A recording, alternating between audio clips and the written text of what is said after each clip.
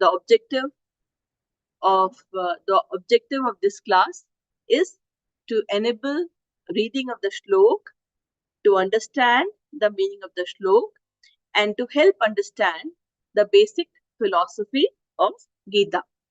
So I welcome all of you again to the class. And we all know the objective of this class is to enable reading of the shlok, to understand the meaning of the shlok, and to help understand the basic philosophy of Gita. We are on chapter 5th, Karma Yoga, action in Krishna consciousness, right? So now we have finished the first 4 sections of this chapter, and we are on the last section of this chapter, which is liberation by focusing on the Supreme. Yeah.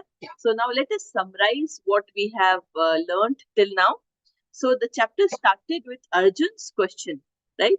Arjun is questioning to Krishna after listening the end of chapter 4, that what is the right thing to do? To take sannyas or to do karma yoga? What should I do? And then Krishna tells Arjun that Nishkam karma yoga and sannyas are both same.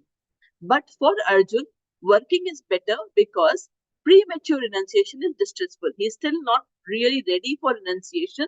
So premature renunciation will be distressful. And because he is a Kshatriya, he has to do his prescribed duty. And what is his prescribed duty? Is to save dharma. And so Nishkam Karma Yoga is better for Arjun than sannyas. So that is what Krishna replied in the second slok. And then we learned about the characteristics of a Yog Yukta, the person who is connected to Krishna, who is connected to God. What happened? He says someone who is Yog Yukt, what is the behavior, what is the characteristics of those people? They are never entangled. They are never entangled in the material world. They are self-controlled. They do everything that needs to be done, but still they are not the doer. So we talked about karma, akarma, and vikarma. So they actually do akarma, means whatever they are doing, they are offering it back to God. And that is why they don't get any reactions of what they do, right?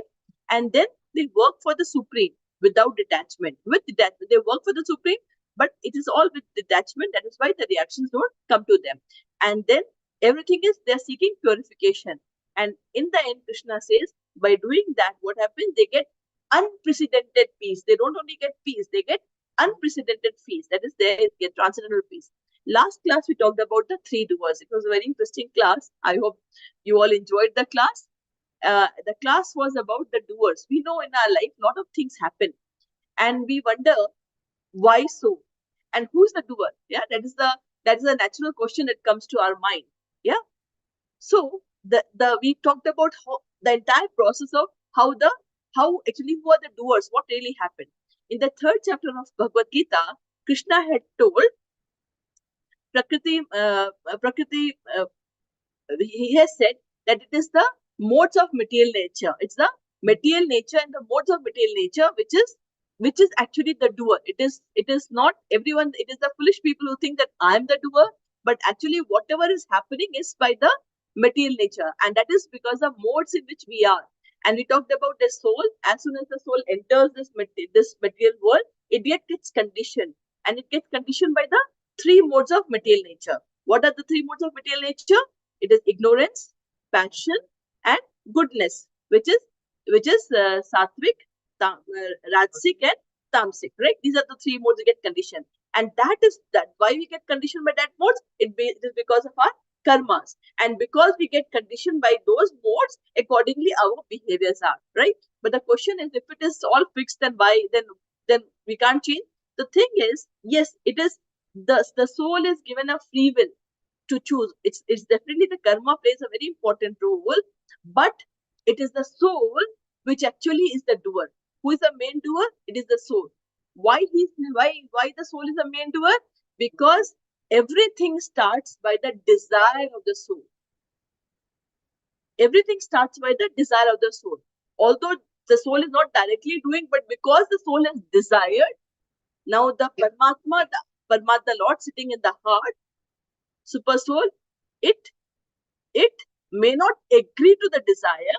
It may not agree to the desire, but based on the karmic reactions of the soul, it actually approves or disapproves. Yeah. You may desire to be a millionaire, but your karma is not like that. Yeah, so you may not become a kid, but so it based on your karma. Actually, the Lord, the soul, is, the Lord actually approves your desire or disapproves your desire. And when it approves, after it is approved, how it happens, how does the whole things happen? It is the material nature, the modes of material nature. It comes together so that it makes it happen. So this is what we learned in the last class, that the three doers, the soul, the material nature, and the Lord, and the actual doer, the responsibility of whatever is happening in your life is on the soul. And it is because the soul had desire, right? And then we also touched the last part, liberation. We just did the 2 shlokas, which talks about symptoms of a self-realized person.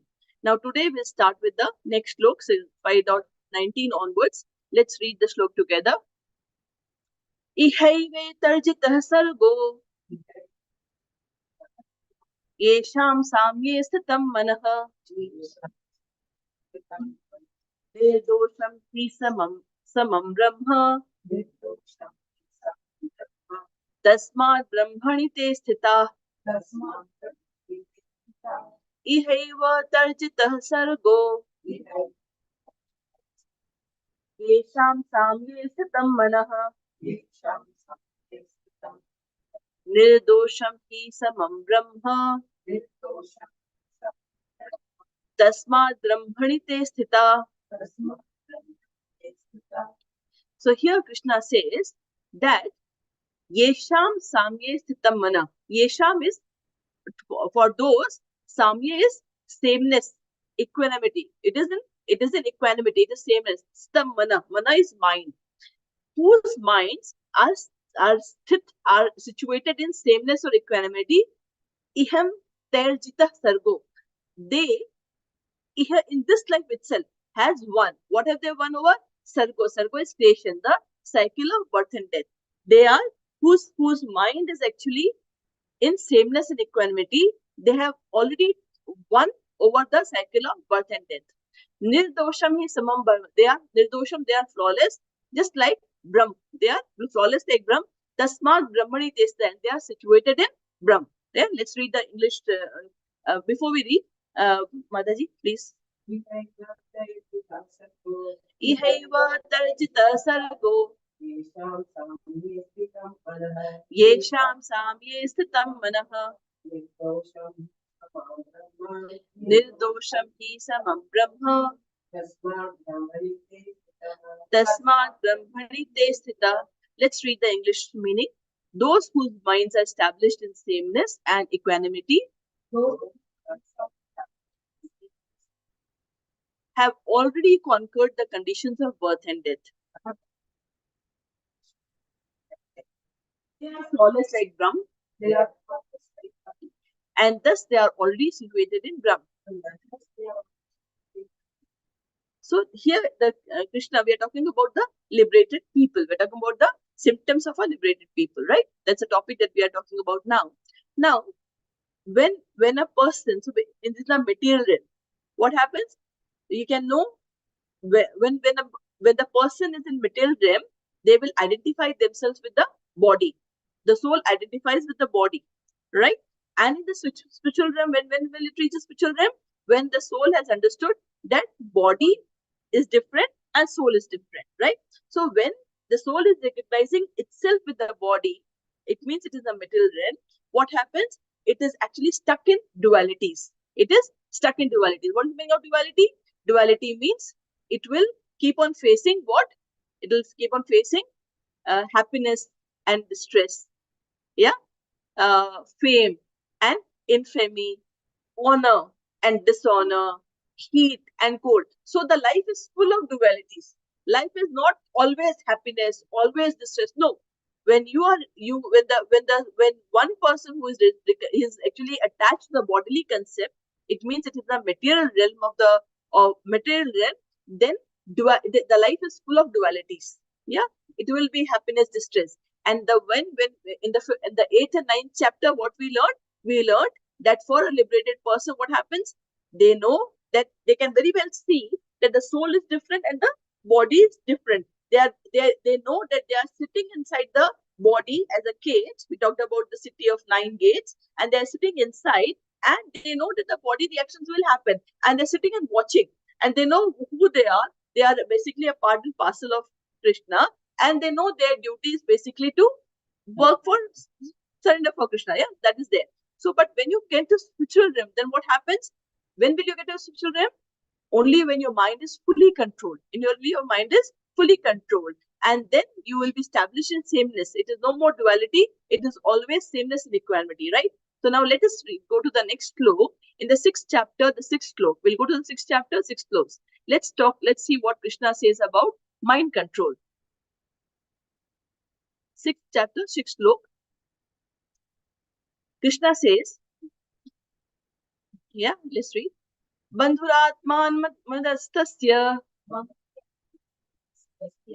येनात्मेनात्मनः जिता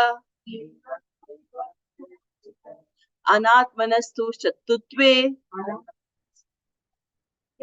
वर्तेतात्मैव शत्रुवत् बन्धुरात्मा आत्मनस्तस्य येनात्मेनात्मना जितः अनात्मनस्तु शत्रुत्वे वर्तेतात्मैव शत्रुवत्.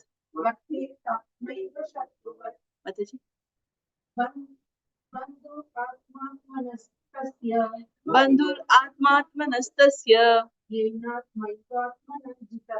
येनात्मैवात्मनः जितः अनात्मनस्तु शत्रुत्वे वर्तेतात्मैव शत्रुवत्. Let's read the meaning of it. For him who has conquered the mind is the best of friends. But for one who has failed to do so, his mind will remain the greatest enemy. Right? We'll repeat this meaning. For him who has conquered the mind is the best of friends. But for one who has failed to do so, his mind will remain the greatest enemy. So, man, can be the best friend, and when the mind is the best friend, it will always guide us in the right direction.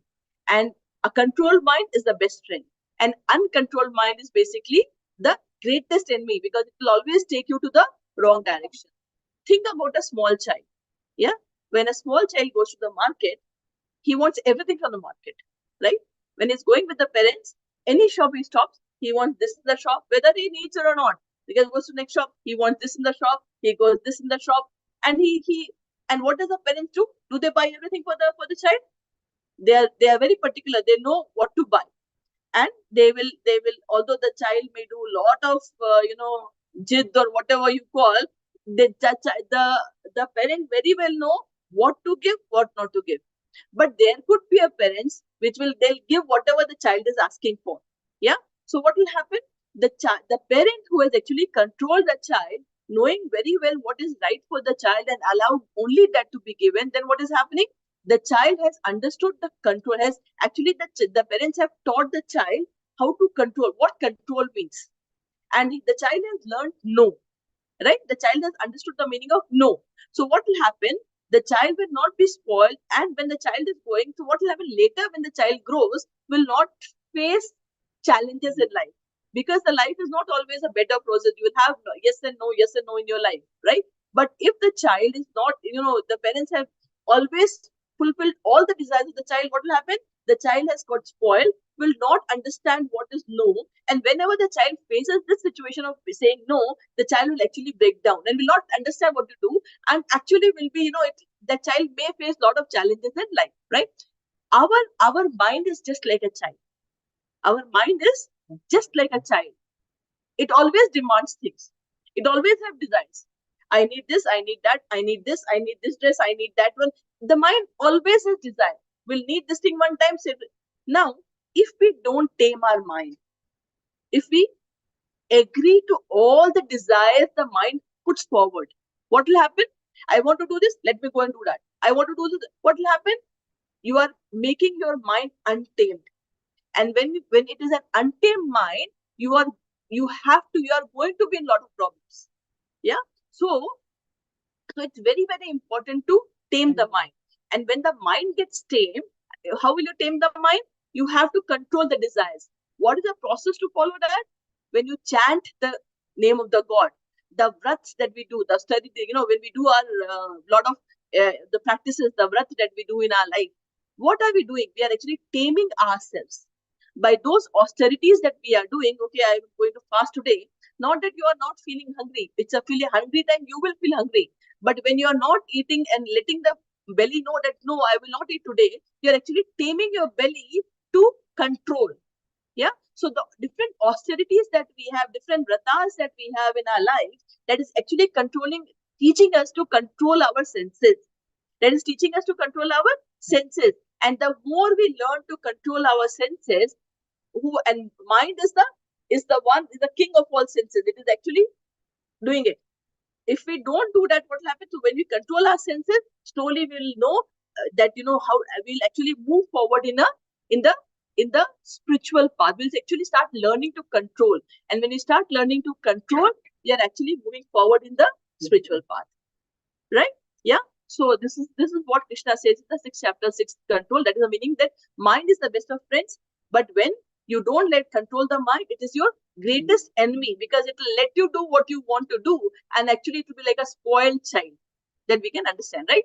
Now, what will happen if you don't discipline your mind? Yeah, we saw this one. Now, what is the effect of it? If you have disciplined your mind, let's see the next flow. It tells what is the effect of it, which is 6.7. 6.7. It says, जितात्मनः प्रशान्तस्य परमात्मा समाहितः शीतोष्ण सुख दुःखेषु तथा मानापमानयो जितात्मनः प्रशान्तस्य परमात्मा समाहितः शीतोष्ण सुख दुःखेषु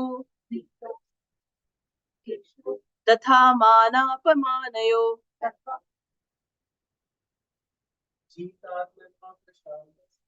जितात्मनः प्रशान्तस्य परमात्मा समाहितः शीतोष्ण सुख दुःखेषु तथा मानापमानयो जितात्मनः प्रशान्तस्य. Just winning, those who have won their mind. Yeah, those who have conquered. Jitatmana is someone who has conquered their mind. Prashantasya. Shant means peace, and prashant means transcendental peace. It is unprecedented peace. Yeah. Paramatma smamita, nearing to God. Right. Shitoshna sukh dukesho. Sheet is cold. Ushna is heat and cold. Heat. Right. Sukh and dukh tatha man apman. Sukh and dukh, happiness and distress. Man and apan, honor and dishonor. So let's read the meaning of it. For one who has conquered the mind, the super soul is already reached. For he has attained tranquility. To such a man, happiness and distress, heat and cold, honor and dishonor are all the same. Got it? So when someone who has controlled the mind, when you say control the mind, it is also the senses. Yeah, you can. So when you have controlled the mind, it is you have actually got. We are looking for peace, but what is important is controlling the mind. And when we have controlled the mind, we get unprecedented peace. And then we have already achieved the super soul, right? And then all these things, heat and cold, happiness and distress, honor and dishonor, it doesn't make a difference. And Krishna says in the 2nd chapter, when he's talking about Sthit Pragya, when we talked about Sthit Pragya, he said that even if one of the senses is not under control, then what will happen? It is, it can bring down the person in any, that it is unprecedented way also, right? So now let's go to the next slope. So this is what happens when we have controlled the mind. We get extreme peace, and we have achieved super soul, right? Let's go to the next slope, which says Jnana Vijnana Triptatma कूटस्थो विजितेन्द्रियः युक्त सत्युच्यते योगी समलोष्टा समकाञ्चनः ज्ञान विज्ञान तृप्तात्मा कूटस्थो विजितेन्द्रिय युक्तो इत्युच्यते योगी समलोष्टा समकाञ्चनः। कृष्ण ज्ञान विज्ञान तृप्तात्मा कूटस्थो विजितेन्द्रिय युक्त इत्युच्यते योगी समलोष्ट कांचनः. Now here Krishna says, so what happens to such a person who has controlled his mind? We saw that dualities doesn't matter. We learned that in the last sloka. Now here Krishna says Jnana Vigyan. Gyan means knowledge. First of all, you have to have the knowledge. Yeah, that okay, this is the way it is. And then Vigyan is application of the knowledge. It means you have got the knowledge and you have practiced that knowledge to have the realization. You have practiced that knowledge to have the realization. Triptatma, and the Atma is tript. It is satisfied. Kutastha Vijitendriya. And Indriya are also, Jitendriya means you have also won over your Indriyas, your senses. Yukta means it is already Yukt means connected to God. It's already connected to God. It is a yogi. Some Loshta and some Loshta means pebbles. Loshta means pebbles, patthar. And Kanchana means gold. So for such a person, for such a self-realized person, who has actually realized, control the mind, for them, pebbles and gold, they are equal.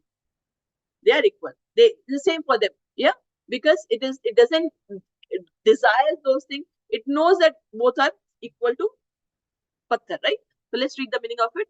A person is said to be established in self-realization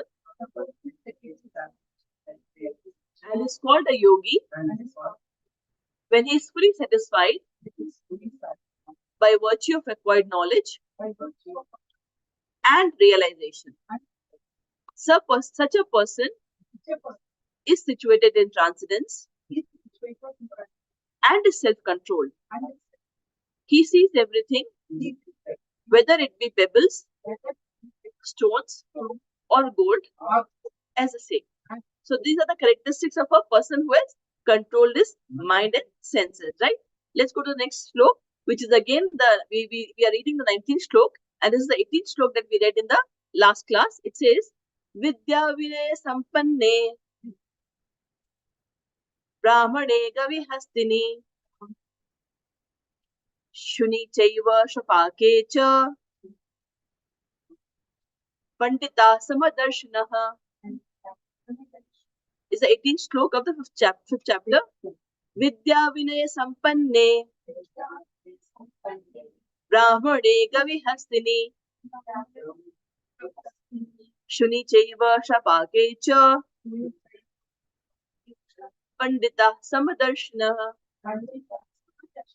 So he talks about that such humble sage who has got the true knowledge, for them, Samadarshini, they are Samadarshini. They know, they very well understand that the learned, whether it's a Gavi is cow, whether Hastini is elephant, Shuri is a dog, or Shupake, who's a dog eater, everyone is equal. Equal means everyone has the same soul.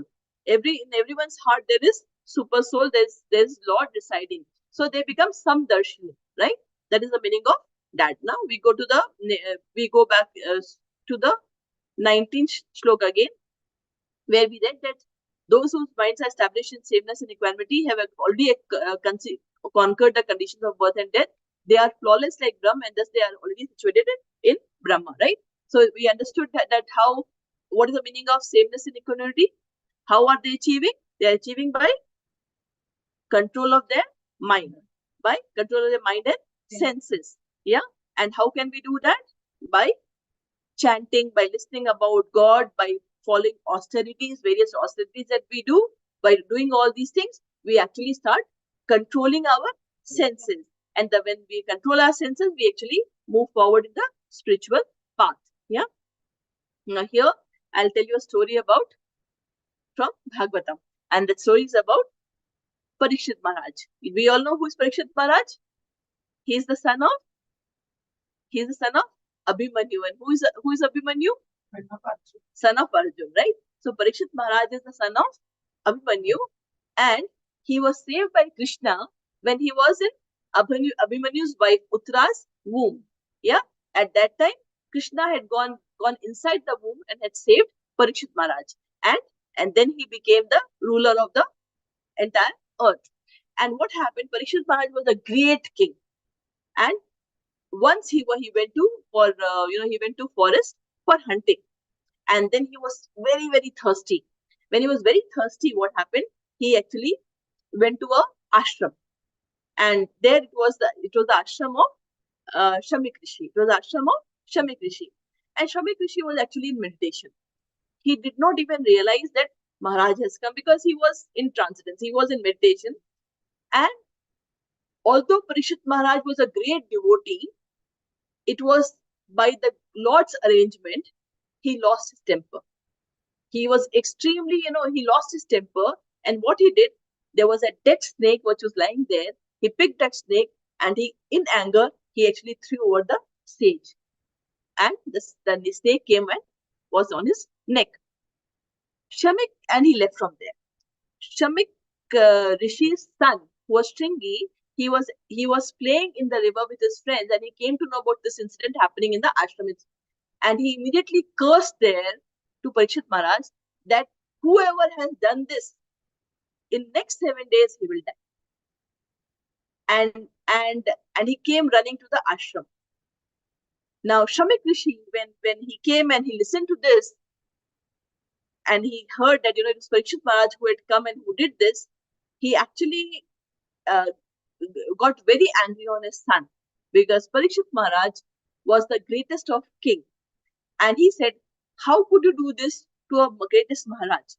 So Shamik Rishi, and he went to the court of Parikshit Maharaj and told that my son, and he asked for apology, that please excuse us, my son has actually cursed you to die in 7 days.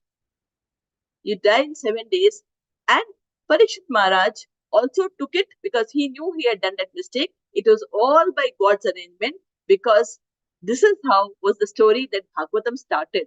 And Parikshit Maharaj said, now it is only 7 days for me to live on this earth. What is the right thing to do? And he went to the banks of Ganga in Haridwar and he asked, tell me, all the rishis sitting there, what is the right way to live life? What should I do? And at that point of time, Ved Vyas, Narad Muni, and Ved Vyas' son, Sukdev, everyone came. And then Sukdev Goswami actually told Bhagavatam. And that is how the story of Bhagavatam started, which he told to Parishit Maharaj.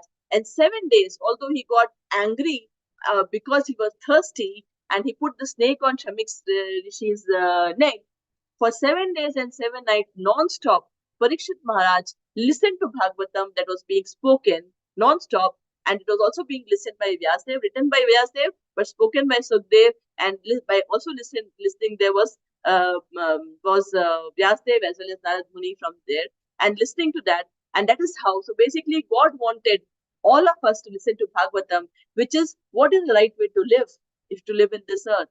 And that is what the 7 days, and that is what is Bhagavatam. So this talks about that the Shamik Rishi, although knowing everything, he was inequality, doesn't matter to him. And Parikshit Maharaj, how he took it also, he didn't get angry, he knew, and he was also, so this shows how the great people are, right? Now we move to the next slok, which is slok 20.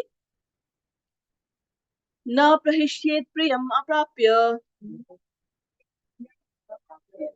नोद्विजेत्य प्राप्य चाप्रियम स्थिरबुद्धिर असम्मूढ़ो ब्रह्मविद् ब्रह्मणि स्थितः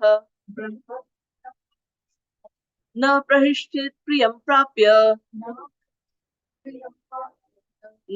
नोद्विजेत्य प्राप्य च प्रियम स्थिरबुद्धिर असम्मूढ़ो Brahma with Brahmani sthita.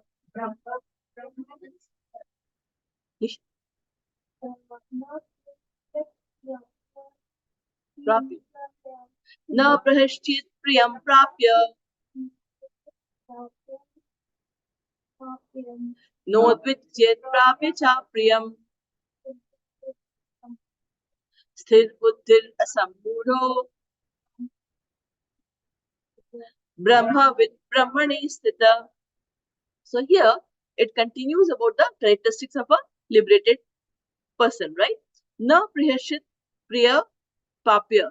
So such people, even when they get something priya, something which they do not rejoice upon achieving something which is like they like, that which is pleasant. Na nodvichet prapya cha apriyam. And even if something unpleasant that they give, they do not lament. They do not lament. Sthir buddhir asamudho. Asamudho is unbewildered. They are not bewildered. They are very sthir buddhi. They are very peaceful, calm, and they don't get bewildered. Brahmavid. They know about. They have reached Brahma. Brahmani Siddha, and they are always situated in transcendence. Such people are situated in transcendence. Right. Now let's read the meaning of it. A person who neither rejoices upon achieving something pleasant,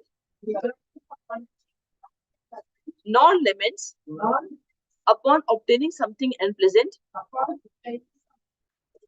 who is self-intelligent, who is unbewildered, and who knows the signs of God, is already situated in transcendence. Transcendence, right? So here Krishna says that such people know that when the dualities that they see, whatever is happening, is all is a concoction of mind. Yeah, just imagine you have gone to a party with all your friends and you are having a great time. Yeah, and there's all the food which is spread in front of you is the best food that you like. Yeah, and you are having a lot of fun, right? And you are enjoying and eating all the food that you wanted and doing that, and suddenly someone comes and tells something which is extremely aghasting, that something bad is happening in your family. Yeah, or something. And what happens? You are immediately disturbed, and the same food which is in front of you and the enjoyment, everything.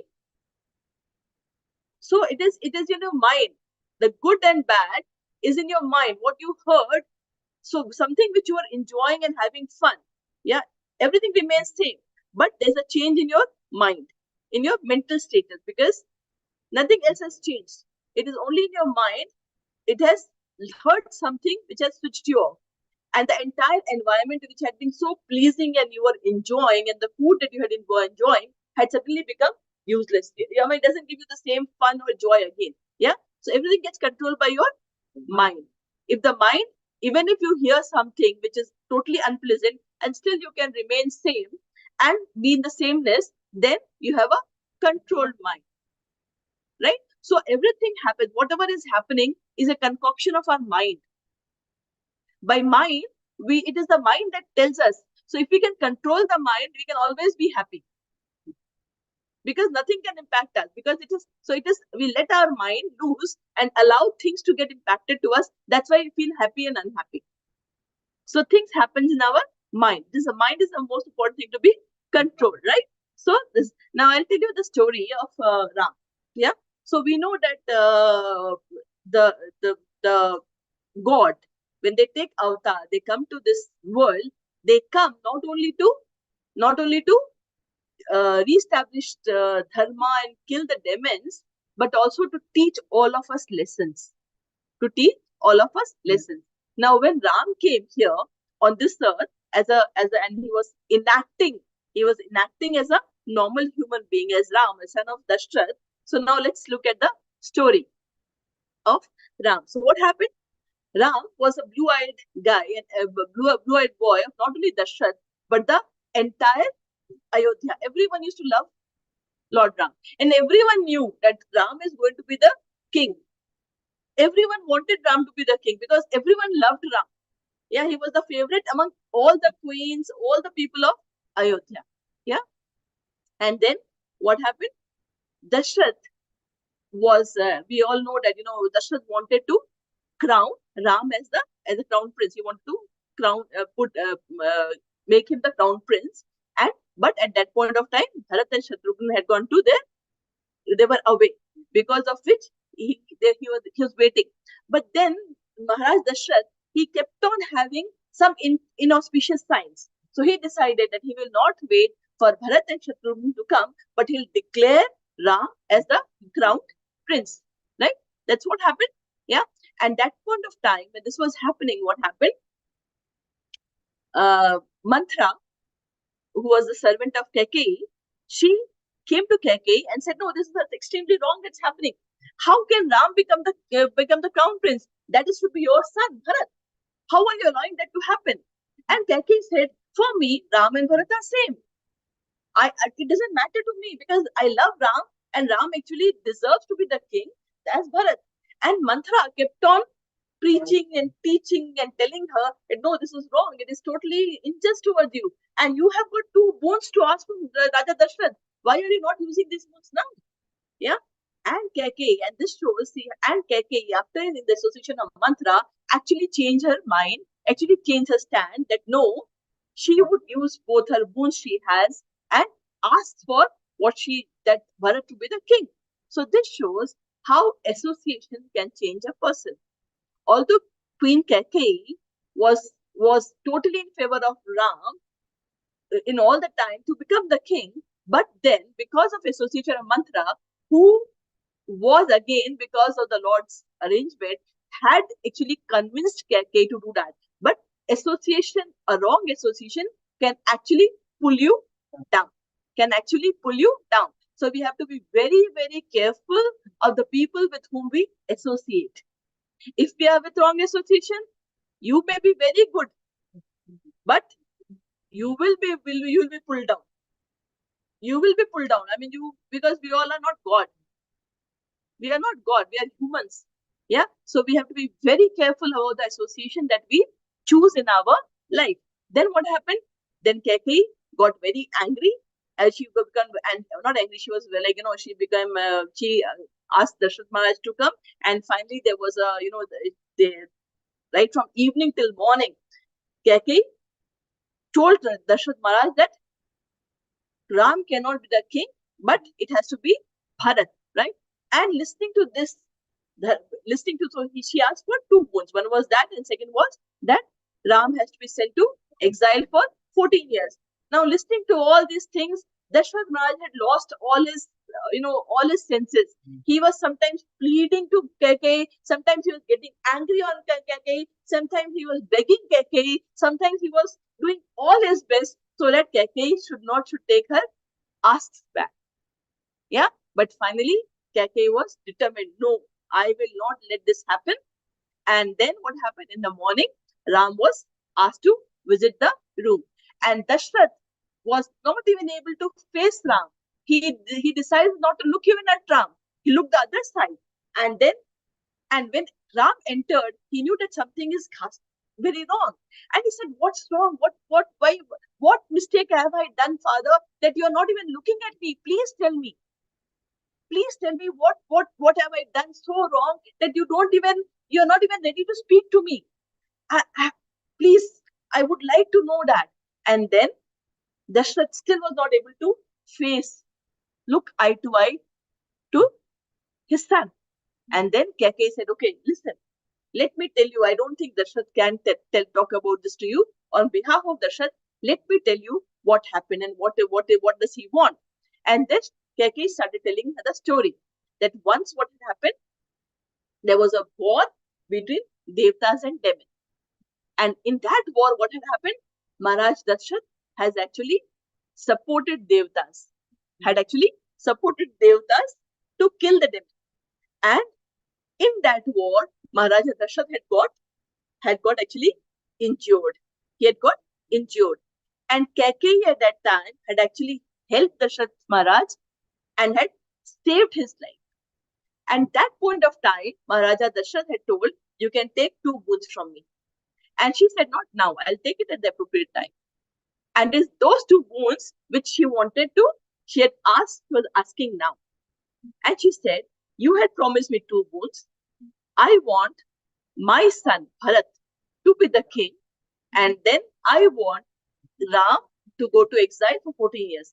Darshan said, okay, even if Bharat can be the king, but please don't let my son go to exile.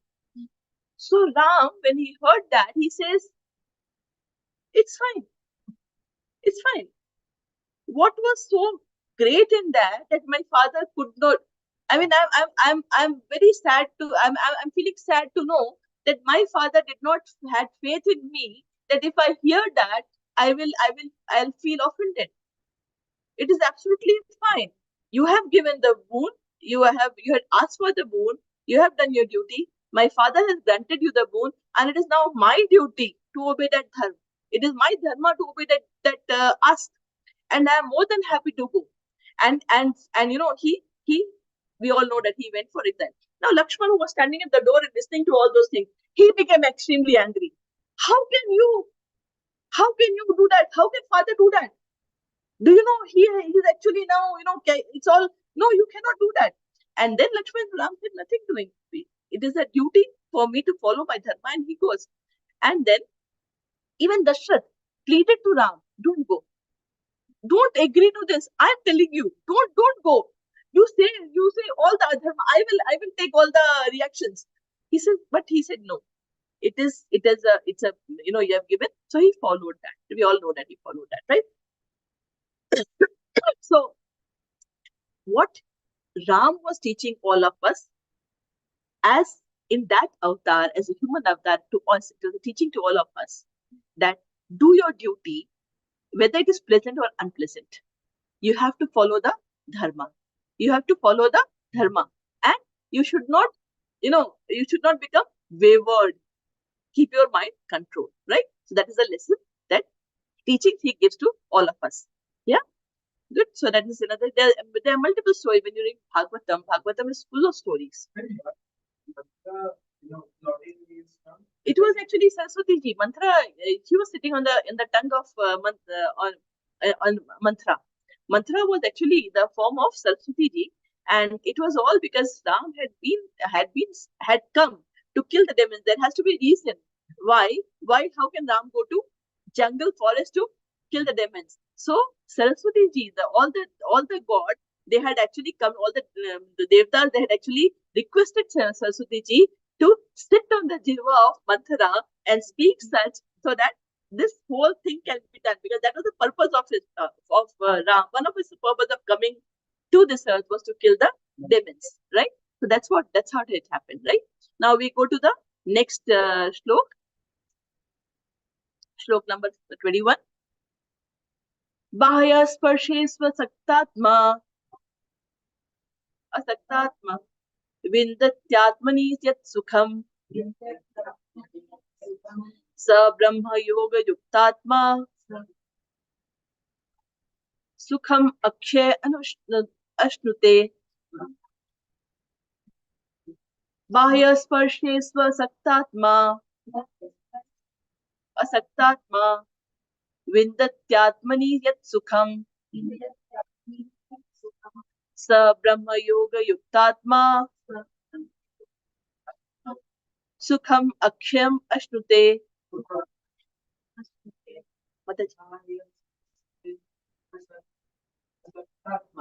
Bahya saktatma vindatyatmani yat sukham sa brahma yoga yuktatma sukham aksham ashnute. So here it's Krishna says, let's read the meaning. Such a liberated person is not attracted to material sense pleasure, but is always in trance, enjoying the pleasure within. In this way, the self-realized person enjoys unlimited happiness, for he concentrates on the Supreme. Now let's read the shlok. Bahya sparshe swasaktatma. Asaktatma, bahya sparshe is the external pleasure. Bahya is external.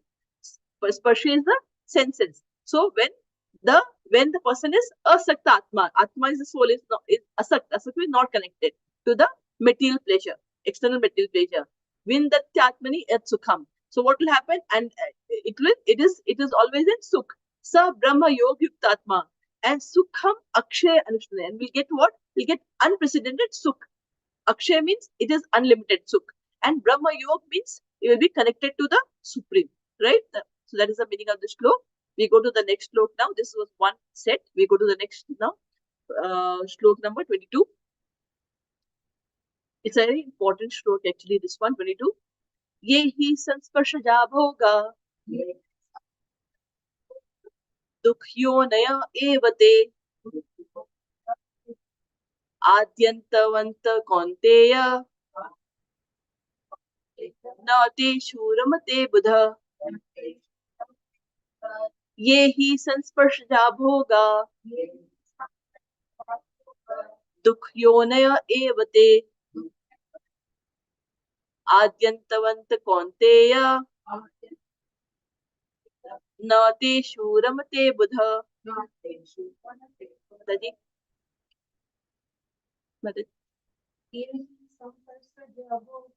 ये ही संस्पर्शजा भोगा दुःखयोनय एव ते आद्य अंतवंत कौन्तेय न ते शूरमते बुध. So now here Krishna says ye hi sansparshaja bhoga. Bhog is enjoyment, right? Sansparshaja. Ja is born from sparsh, means the material senses, right? So those who ye hi sansparshaja bhoga dukh yonya evte. Those who enjoys in material pleasure, what is pure for them? Dukh yona. It is sure. Whenever you are enjoying the material pleasure, you are going to get miseries, because any material pleasure, adya antavant kaunteya, because any material pleasure has a beginning, adi and ant, has a beginning and an ant. Adi ant avant kaunteya. O kaunteya, O son of Kunti, any material pleasure has a beginning and an end. Na teshu ramte buddha. And those who are intelligent does not get attached to it. Yeah. So now let's read the meaning of it. An intelligent person does not take part in the sources of miseries which are due to contact with the material senses. O son of Kunti, such pleasures have a beginning and an end. And so the wise man does not delight in them. Right? Any pleasure that material pleasure that we are having. So Krishna is giving a formula here. The first line, material pleasure is equal to misery or pain. If we are enjoying, if we are relishing the material pleasure, and to the extent we are attached to it, at the same rate, it is directly proportional. In mathematics, it is directly proportional to the pain that you will receive out of that. Yeah, for example, someone is a very wealthy person. He is really attached to that wealth. He is very much attached to the wealth. And because of that wealth, he has got big factories, he has got a lot of people working for him, and he has, so you have a proud, I have so much money, I have so many people working for me, I can buy anything, I can go for any holiday that I want, and he can buy anything he wants in his life, just because and he's too much attached to the wealth. Yeah. And imagine if he loses everything. Something happens and you lost it. And if nothing happens, what will happen? Each of us are temporary in this world. He'll die. And imagine when he's dying and he has to leave everything. What will be his situation? They cannot leave the wealth. If they're so much attached, if they're leaving the body, their whole mind will be in the wealth itself. Right? It is said such people will be born as snake and will be nearing to that wealth. Yeah. So that is if they are so much. So the thing is, Not that you should not have wealth, not that you should not earn, you should not work hard to get wealth. Nothing is wrong. Do not get too much attached to it. The problem lies in the attachment. You should have wealth. You should work to get wealth, because by doing that, you can do a lot of things that you wanted to do, but do not get attached to it. You should be in sameness and equanimity. If it is there, fine. Even if it is not there, I know how to manage my life. Yeah. So that's example. Suppose now think about cigarettes. Someone enjoys smoking cigarette. Yeah. Imagine the pleasure that person gets by the thought how much nice it will be to drink to smoke or drink alcohol. The people who drinks or the people who are smokes. The thought that how much fun. But all of them knows it's written very boldly in the packet that each of the thing that you are taking, actually you are going to suffer for it. That pain is going to come, if not today, because it's not come today. The prarabdha, the reaction doesn't come immediately. It will come. It has to come. It has to come. Yeah. So the thing is, something which you are enjoying, be sure that you are going to suffer the pain of that enjoyment that you are having. So be very clear about what and how much you want to enjoy and what you are going to enjoy. So Krishna says material pleasure is equal to pain. And the amount of pleasure you are getting into that, the same amount of pain you're going to suffer because of it. Right? Now, why? And when you're suffering, the question is, why me? Why it's happening to me? Yeah, everyone asks, why was I? Right? Why? It is because of your karma. And the karma, we talked about the laws of karma, the seeds that you are actually sowing will not have the reaction, may not have the reaction in this life that some of the prarabdha will have in the next life, because it is not necessarily the tree, it doesn't go immediately, it takes time to become big. And when that prarabdha will fructify, at that time you will suffer. Understood? So this is the whatever desires that we have and the activity that we do to enjoy, which we think is a pleasure, we are going to get pain for it. So Krishna says in the first line that ye hi sansparshya bhoga dukh yonya evate. Yeah. So material pleasure is equal to miseries. And adyantavant konte, and it all pleasures have a beginning and a end. Na teshe, the Buddha, those who are intelligent, they don't actually go enjoy that. And then there's another story of Ramayana where when Ravan had come and kidnapped Sita, right? So I explained that when Lord comes to this earth, he has come to give us lessons. Why does he come? He comes to give us lessons, right? And many times the question, when those who don't know the details, they say, oh, what this happens in your scriptures, what is your god? But so now here, now when Ravan takes away, kidnaps Sita, at that point of time, Ram is lamenting like anything, because Sita has, because Sita has been kidnapped. And we see God as he's always a source of happiness and he's everything. Then why was Ram crying? Yeah. So this explanation, why was Ram crying? Yeah. And being a God. So first thing is, Ram was actually enacting as a human being on this earth and was giving lessons to us. Yeah. So he was crying, and this was explained in Bhagavatam by Hanuman. So there's a shloka in Bhagavatam where Hanuman explains this incident when Ravan has kidnapped Sita, and then Ram is lamenting. Yeah. So someone can say, oh, why? What is your God? He cries because the kidnap, he can't save his wife and kid. He is crying, right? But then Hanuman says that Ram is teaching us that how how the relation between a man and women, the relation between a man and women is when they are married and all, is so entangled. Yeah. When you lose that person, you get actually extreme pain. It is an extreme pain. So you have a pleasure, but at the same time, when the partner, something happens to the partner, you actually get an extreme pain. And actually, it's a big one. I'm just talking about the conclusion to relate to this part of the thing. It's a big explanation that Hanumanji has given about the entire relation between a man and a woman, and then how the impacts of these things are. And that is there in the Bhagavatam, right? So similarly, I think I told a story, earlier story about King Chitraketu.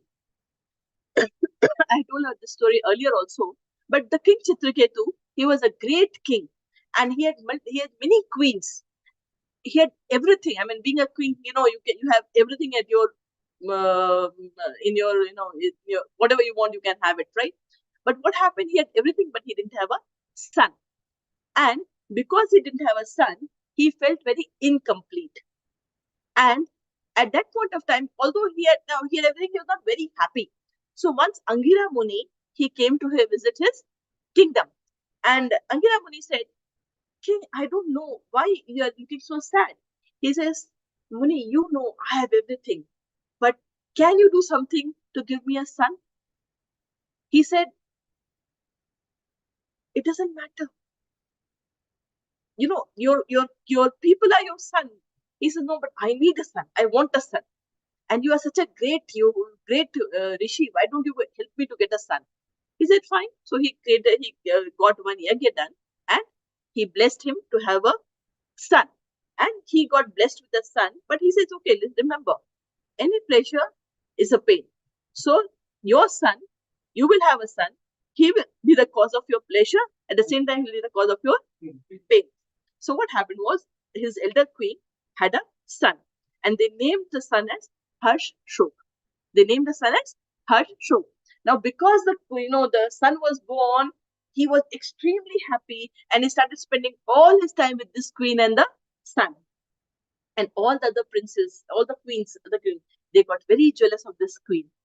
And finally, they all decided to administer poison on the son. Yeah, because the king had no time for anyone. And finally, and what they did was, they actually administered poison on the son.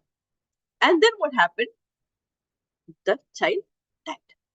Now, when the child died, and the king came to know, from his palace, he was like running, falling, crying, and finally, by the time he reached the place where his dead body, the son was lying, he had lost all his composure, and he also went there. And finally, after some time, he got up, and at that point of time, Angira Muni and Narad Muni also came there. He said, "You gave me the son. Now do something and bring this child back." Angira Muni said, I have told you, he'll be the cause of your happiness and he'll be the cause of your distress. Yeah. So he said, no, I don't want to listen to anything. I want him back. I only want him back. It is too early. I couldn't even enjoy him much. Please get him back. He said, okay, I don't have that, power. But Narad Muni, I can request Narad Muni to do so. Narad Muni looking at the king and all and saying, he said, okay, fine. And he did the magic to bring by his power, he got the son back. Now, when the son got back, and Narad Muni told that, look, your parents, look, all your family members, they're so upset, they're so, broken because you have left. So why don't you come back and stay in this body for some more time before you go? And then the soul started speaking. He said, which father, which mother? I'm going to be born to another set of parents now. So who should I consider my parents? The one whom I left or the one whom I'm going to get? And before that also I had one more parents. So tell me, who are my parents? Don't we know that this body is temporary and it doesn't belong? The soul is traveling from one body to another. And why are you wasting your time in getting entangled with me? We all are souls. Do your duty. And then he went up. The body, the soul. Yeah. So then Naradji, then his parents was totally surprised. They learned, and then they became disciples of Narad Muni, and finally they got liberated, right? So the thing is, yehi sanspasha bhoga dukha. So does it mean that we should not have children? No, we should have children. We should have wife. We should have a family. When we are born, we have to have a grihasthashram. But always remember, treat everyone as a gift of God for you. Do not get so much attached and entangled that they become the cause of your pain. Yeah. So that is there, and then we move to the last shlok of this today. It's 6 o'clock already. Okay, let me just take this last shlok. Shaknoti haiva yasonu पाक शरीर विमोक्षणात् काम क्रोधोद्भवं वेगम स युक्त स सुखी नर. And I'll not take it this time because this is a big explanation. So I would like to give this, so I'll take this from the next time. So with this, we'll close our class and let's chant Hare Krishna Mahamantra now. Hare Krishna, Krishna Krishna, Hare Hare, Hare Rama, Rama Rama, Hare Hare. Hare Krishna, Krishna Krishna, Hare Hare, Hare Rama, Rama Rama, Hare Hare. Hare Krishna, Krishna Krishna, Hare Hare, Hare Rama, Rama Rama, Hare Hare. Hare Krishna. Thank you everyone.